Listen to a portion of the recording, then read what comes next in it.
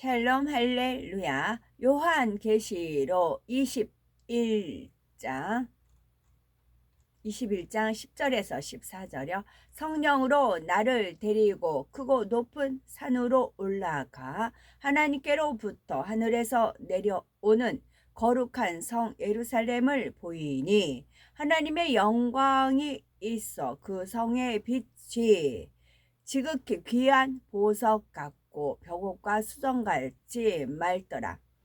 크고 높은 성곽이 있고 12문이 있는데 문에 12전사가 있고 그 문들 위에 이름을 썼으니 이스라엘 자손 12지파의 이름들이라. 동쪽의 세 문, 북쪽의 세 문, 남쪽의 세 문, 서쪽의 세 문이니 그 성의 성곽에는 12기초석이 있고 그 위에는 어린 양의 12사도의 12이름이 있더라. 내게 말하는 자가 그 성과 그 문들과 성곽을 측량하려고 금갈대 자를 가졌더라. 그 성은 네모가 반듯하여 길이와 너비가 같은지라. 그 갈대 자로 그 성을 측량하니 12,000 스타디오뇨 길이와 너비와 높이가 같더라. 그 성곽을 측량함에 144규빗이니 사람의 측량 곧 천사의 측량이라. 그 성곽은 벽옥으로 쌓였고 그 성은 정금인데 맑은 유리 같더라. 그 성의 성곽의 기초석은 각색 보석으로 꾸몄는데 첫째 기초석은 벽옥이요, 둘째는 남보석이요, 셋째는 옥수요, 넷째는 녹보석이요. 아멘.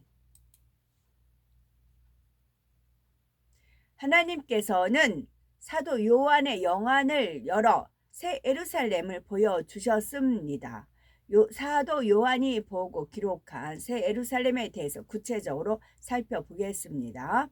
사도 요한은 새 예루살렘을 보고 하나님의 영광이 있음에 그 성의 빛이 지극히 귀한 보석 같고 벽옥과 수정같이 맑더라 했습니다. 하나님의 영광이 있다는 말씀은 새 예루살렘 성에서 나오는 빛이 얼마나 위엄 있고 현란한지를 나타냅니다. 새 예루살렘의 성의 전체적인 느낌을 보석 중에서도 벽옥과 수정에 비유한 이유는 그 빛이 벽옥과 수정처럼 지극히 맑고 푸른색을 띠었기 때문입니다. 전국의 벽옥은 매우 아름답고 깨끗하여 마치 맑은 물속을 훤히 들여다보는 것 같은 느낌의 푸른빛이 감돕니다. 이 땅에 있는 어떤 것으로도 그 아름다움을 설명하기 어렵지만 최대한 가까운 것으로 비유하자면 맑은 물결에 햇살이 반사되어 나올 때의 눈빛인 푸른빛이라 할 수가 있습니다. 새 예루살렘의 성이 전체적으로 벽옥에 맑고 푸른 빛이 감도는 것은 천국을 예비하신 아버지 하나님의 청아하고 산뜻함, 아버지 하나님의 티가 없이 맑고 정직함, 의로움 등을 나타내지요. 수정은 크리스탈이라고 불리며 종류도 다양하지만 여기서는 물처럼 맑고 깨끗하며 무색 투명하고 단단한 돌을 말하지요.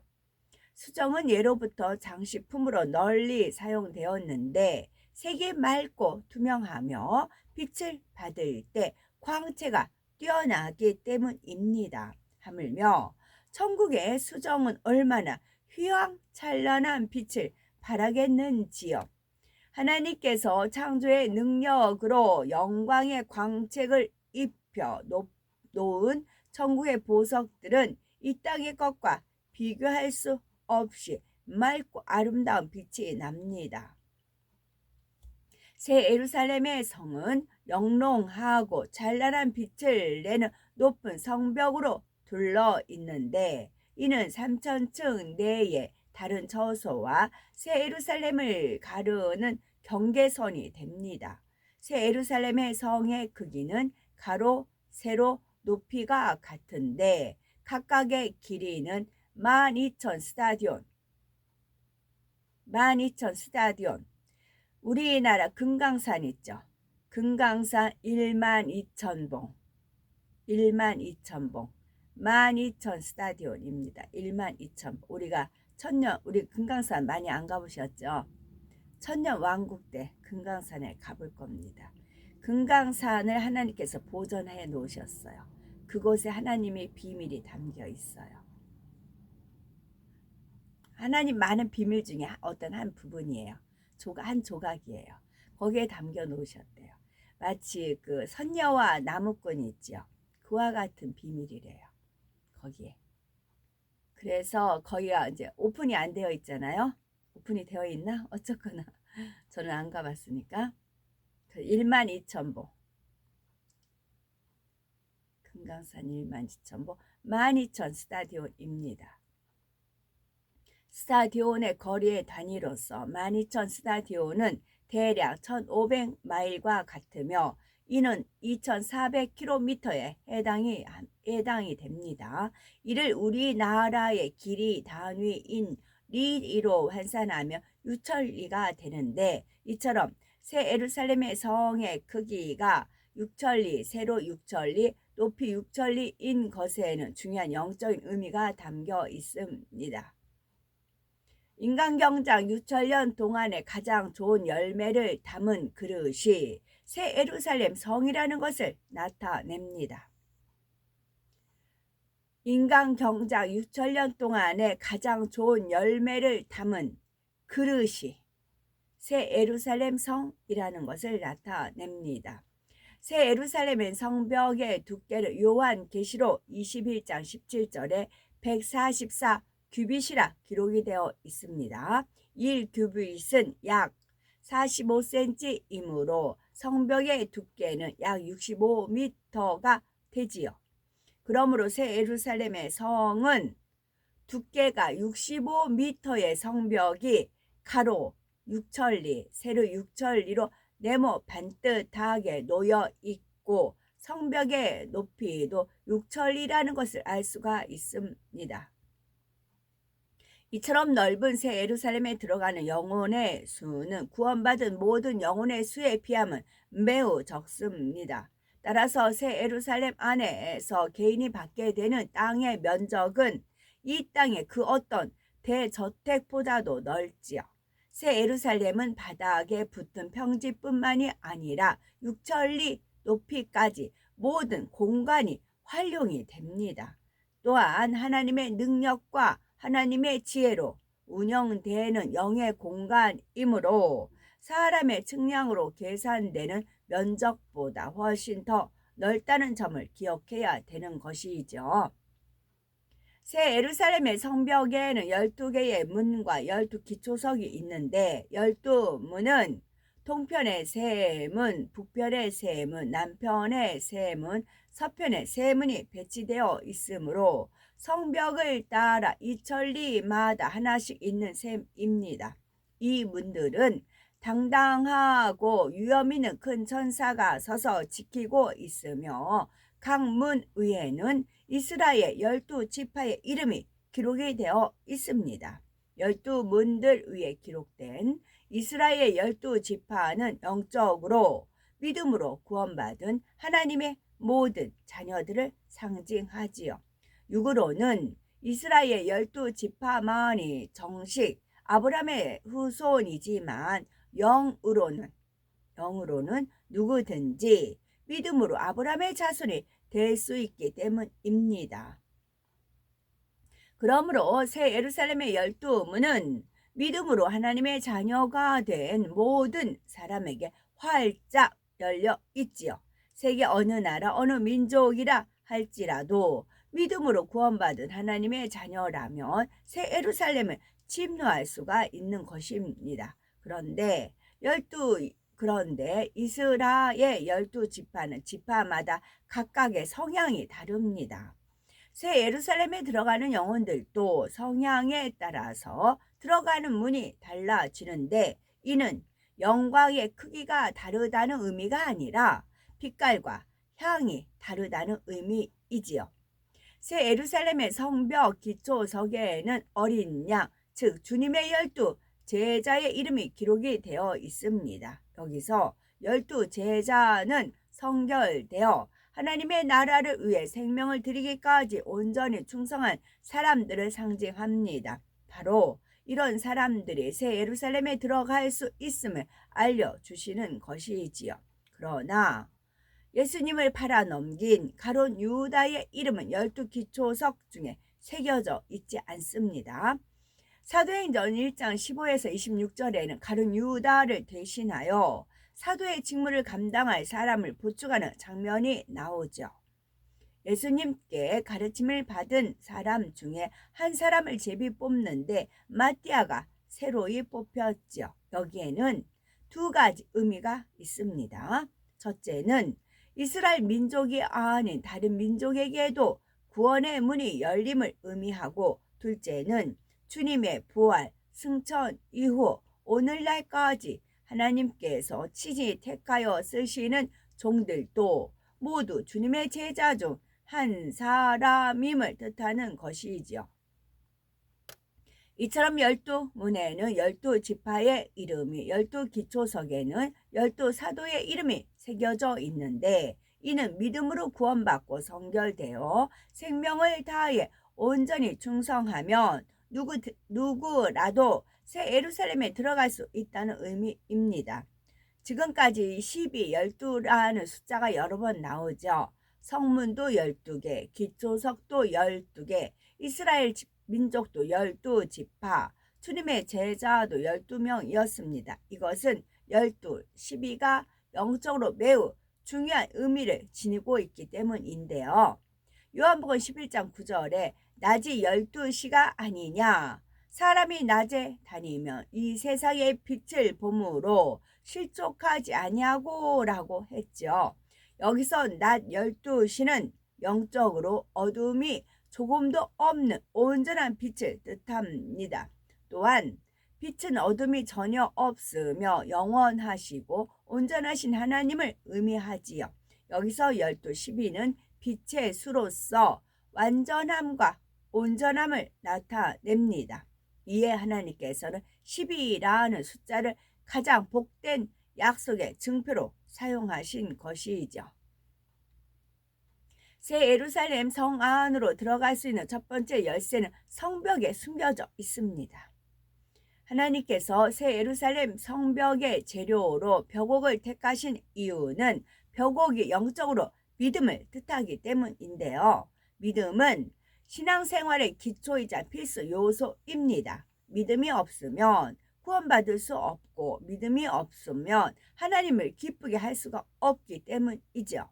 하나님을 기쁘게 하는 믿음, 즉 믿음의 장성한 분량인 5단계에 이르면 새 예루살렘에 들어갈 수가 있습니다. 그러므로 벽돌을 하나씩 쌓아 올려놓은 담장을 만들듯 믿음을 상징하는 벽옥을 쌓아 6천리의 높이에 새 예루살렘 성벽을 만드신 이유는 믿음을 쌓아 최고 수준인 5단계에 이르면 새 예루살렘에 들어갈 수 있다는 것을 나타내시기 위함인 것이죠.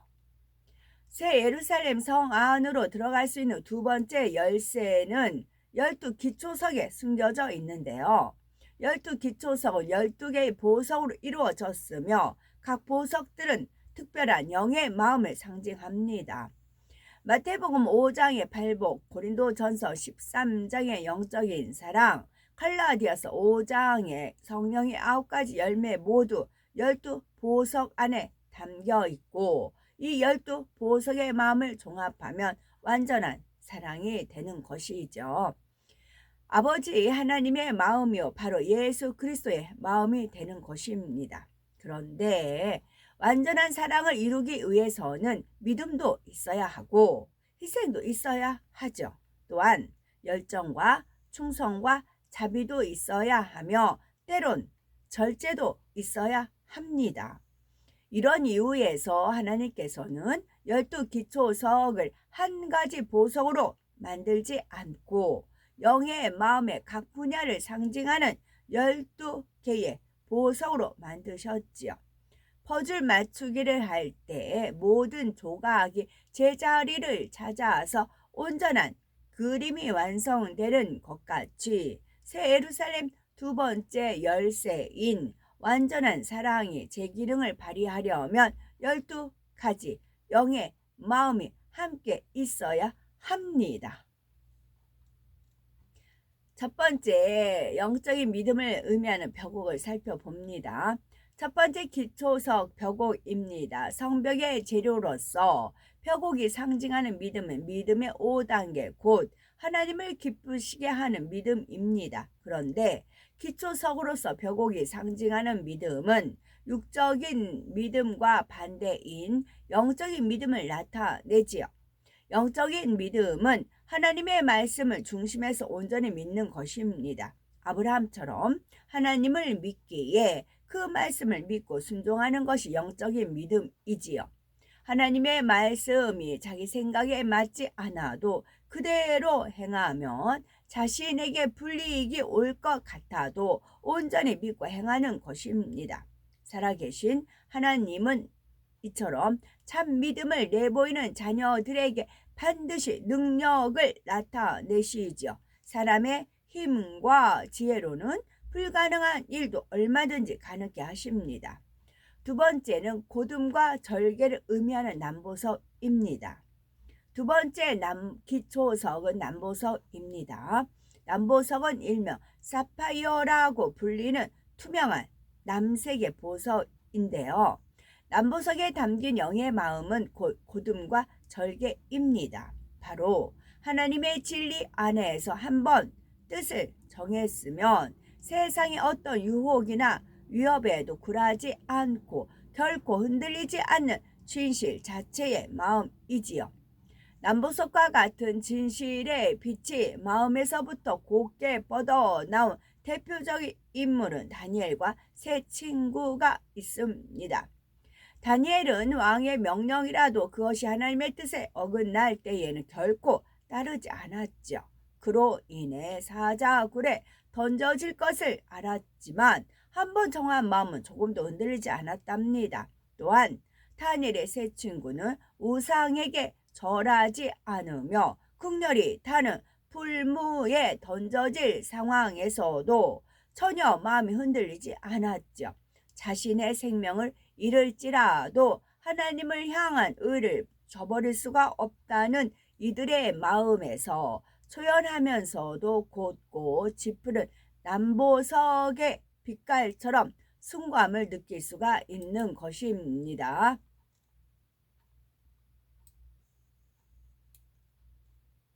세 번째 기초석은 옥수입니다. 새 예루살렘의 성곽의 세 번째 기초석은 옥수인데 옥수는 회색, 청색, 적색을 띠는 것도 있지만 보통 방투명한 백색을 띠고 있습니다.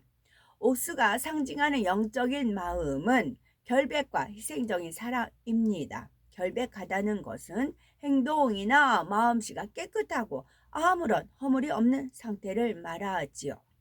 이처럼 허물 없는 깨끗한 마음으로 자신을 희생할 수 있는 사랑, 이것이 바로 옥수에 담긴 영의 마음인 것입니다.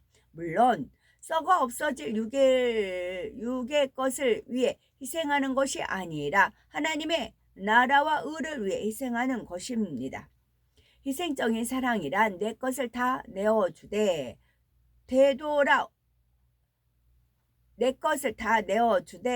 돌아올 대가를 기대하지 않는 사랑입니다. 오직 주는 것만으로 만족하는 마음이기 때문에 줄 때 미련을 갖지 않으며 아낌없이 다 내주는 것이지요. 자녀를 위해 희생하면서 나중에 이만큼 되돌려 받으리라 계산하는 부모가 아마 없을 것입니다. 자신이 할 수 있는 모든 정성을 다해 자녀가 훌륭하게 성장하기만을 바랄 뿐이지요. 그러나 이러한 부모도 자녀가 성인이 되면 대부분 무언가를 바랍니다. 자신들의 기대치만큼 자녀들이 해주지 않을 때에는 서운해하기도 하고 내가 너를 어떻게 키웠는데 내게 이렇게 하느냐 하면서 노여워하기도 하지요. 이처럼 바라는 것은 참 사랑이 아닙니다. 자녀를 사랑하여 희생한 듯 했지만 변질되는 육의 사랑을 주었을 뿐인 것이지요. 육의 사랑은 상대를 위해 희생한 만큼 자신도 상대에게 받기를 원하며 자신이 기대한 만큼 받지 못하며 섭섭함을 느낍니다. 자신의 마음을 몰라주는 상대가 야속해지고 미워져서 점점 상처받고 아파하다가 결국은 허무함만 남지요. 이처럼 희생이 결여된 육의 사랑은 차라리 아니함만 못합니다.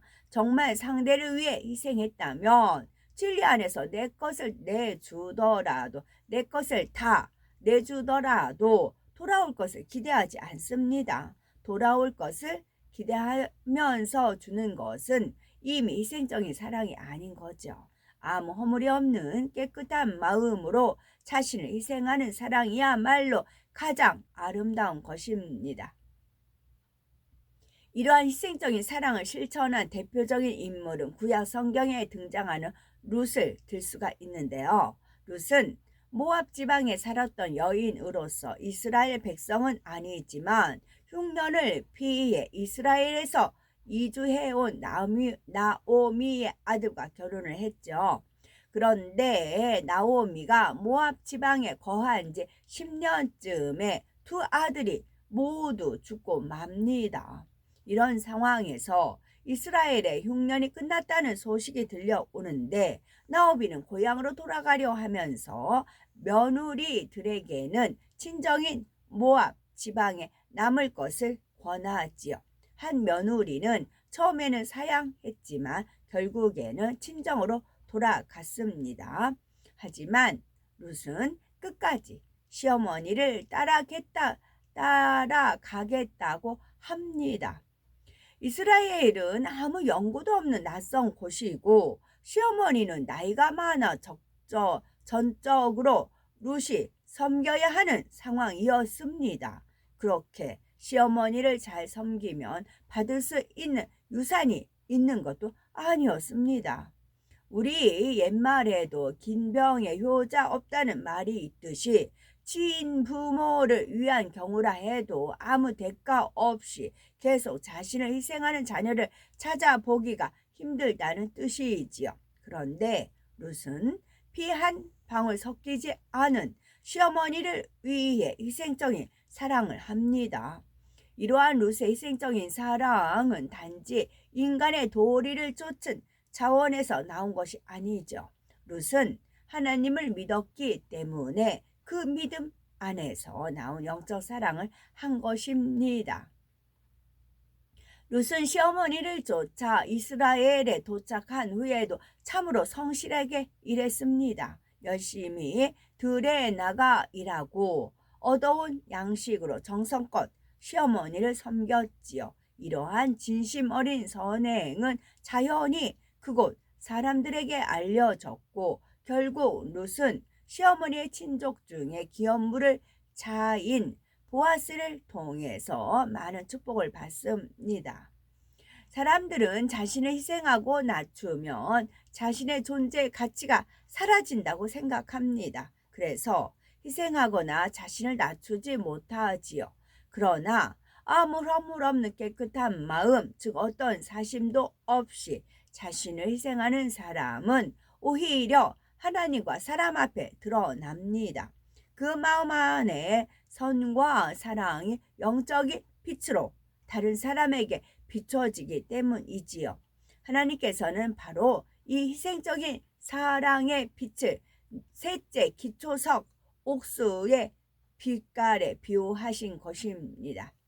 넷째 기초석 녹보석은 새 예루살렘 성곽의 네 번째 기초석은 녹보석인데요. 녹보석은 에메랄드라고 불리는 초록빛 보석입니다. 녹보석이 상징하는 영적인 마음은 의의 푸르름, 정의롭고 깨끗함이지요. 이는 에베소서 5장 9절에 나오는 빛의 열매의 빛깔과 같습니다. 곧 모든 착함과 의로움과 진실함이 함께 어우러진 빛깔이 바로 노보석의 영적인 빛깔과 같다는 뜻입니다. 선과 의와 진실이 함께 어우러져야 하나님께서 인정하시는 참된 의가 성립되지요. 선만 있고 의가 결여돼서도 안 되고 의만 있고 선이 결여돼서도 안 됩니다. 그리고 그러한 선과 의가 진실해야 하는 거죠. 진실은 참이며 참은 변함이 없는 것입니다. 따라서 선과 의가 있어도 진실함이 없으면 아무런 의미가 없답니다.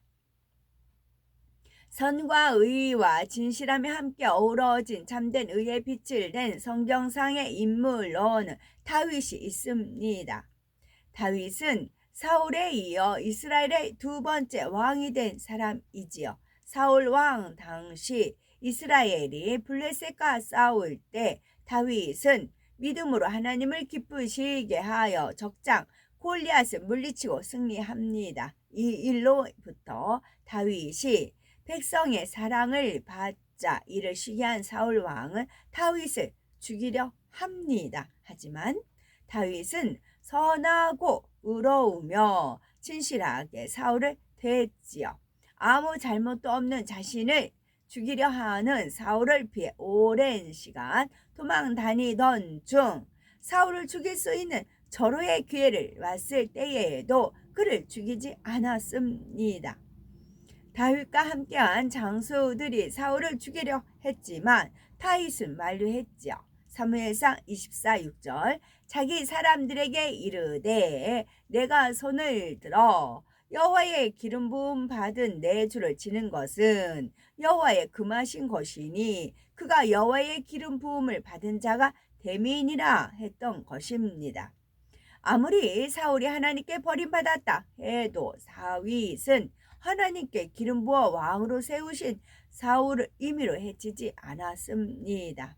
사울을 죽이고 살리는 권세는 오직 하나님께 있기 때문에 월권하지 않았던 것입니다. 하나님께서는 이러한 다윗의 마음을 의롭다 하시었지요. 그런데 이러한 다윗의 의로움은 선과 함께 나왔습니다. 사울은 다윗을 죽이려고 했지만 다윗은 사울의 생명을 지켜줬지요. 악을 악으로 갚지 않고 오히려 선한 말과 행실로 갚았습니다. 이러한 다윗의 선과 의는 참이었고 진실 자체에서 나온 것이지요. 그래서 이후에 이와 비슷한 상황이 일어났을 때에도 다윗은 똑같이 선을 행했습니다. 사울이 또다시 다윗을 죽이려 했지만 다윗은 이번에도 그를 살려준 것입니다. 이처럼 다윗은 하나님께서 인정하는 선과 의를 변함없이 나타내 보였습니다. 만약 다윗이 처음에 사울을 죽였다면 고생도 덜하고 더 빨리 왕이 될 수 있었을지도 모릅니다. 그러나 다윗은 하나님과의 신뢰 관계를 더 중요하게 생각했기 때문에 육으로는 어려움을 당한다 해도 하나님께서 인정하시는 의의 편을 택한 것이지요. 하나님께 의롭다 인정받으면 이후로는 하나님께서 보장하시는 차원도 달라집니다. 다윗이 직접 사울을 해하지 않았어도 사울은 이방인의 손에 의해서 죽임을 당했고 다윗은 하나님의 보장하신 대로 이스라엘의 왕이 되었죠. 또한 다윗이 왕이 된 후에도 강성한 나라를 만들 수 있었습니다. 그래서 다윗은 오늘날에까지도 이스라엘의 역대 최고의 왕으로 꼽힙니다. 이렇게 될 수 있었던 근본 이유는 높보석처럼 푸르게 빛나는 다윗의 정의롭고 깨끗한 마음을 하나님께서 매우 기뻐하셨기 때문입니다. 에스더도 하나님께서 기뻐하시는 정의롭고 깨끗한 마음을 지닌 인물입니다. 에스더는 유대인으로 바사 제국의 왕후가 된 여인이었죠. 바사 제국의 신하 하만의 계교로 유다 민족이 멸절 위기에 처한 일이 있었습니다. 이때 에스더는 뒤로 물러나 혼자만 살 길을 찾지 않았지요. 살아도 자기 민족과 함께 살고 죽어도 함께 죽으리라는 마음을 먹고 자기 민족의 구원을 위해 3일 동안 금식과 기도로 하나님께 간구하고 왕에게 담대히 나갔습니다. 이에 하나님께서는 대반전의 역사를 이루어 주셨죠. 유다 민족을 멸절 위기에서 벗어나게 해주심은 물론 유다 민족을 멸절시키려 한 원수 하만 족속과 적들을 멸하게 해주신 것입니다. 이처럼 참된 의로서 하나님께 인정받는다면 어떤 큰 문제도 해결될 수가 있습니다. 자신의 모든 것을 잃을지라도 끝까지 의를 저버리지 않는 마음은 하나님께서도 절대 저버리지 않으시기 때문입니다. 하지만 많은 사람이 그 순간을 넘기지 못하여 큰 축복과 응답의 기회를 놓쳐버립니다. 자신에게 불리한 순간이 되면 마음이 바뀌지요. 의를 지키려던 마음이 약해져 타협하거나 심지어 불의한 길을 택하기도 합니다. 새 예루살렘을 소망하는 하나님의 자녀라면 결코 자기의 유익을 위해 악인의 꾀를 쫓아서는 안 되고, 그러므로 겨울철 매서운 찬바람 속에서도 홀로 푸르른 빛을 발하는 소나무처럼 술수와 거짓이 난무한 이 세상에서 녹보석 같이 푸른 정의의 빛을 내는 모든 우리가 되어야 되겠습니다. 12기초석 속에서 옥수와 녹보석의 말씀을 드렸고요. 옥수가 상징하는 영의 마음은 아무 허물 없는 깨끗한 마음으로 자신을 희생할 수 있는 사랑입니다. 이것은 내 것을 다 내주되 돌아올 것을 기대하지 않는 사랑이고, 녹보석이 상징하는 영의 마음은 의의 푸르름, 정의롭고 깨끗함입니다. 녹보석의 영적인 빛깔은 모든 착함과 의로움과 진실함이 함께 어우러진 빛의 열매와도 같습니다. 아멘.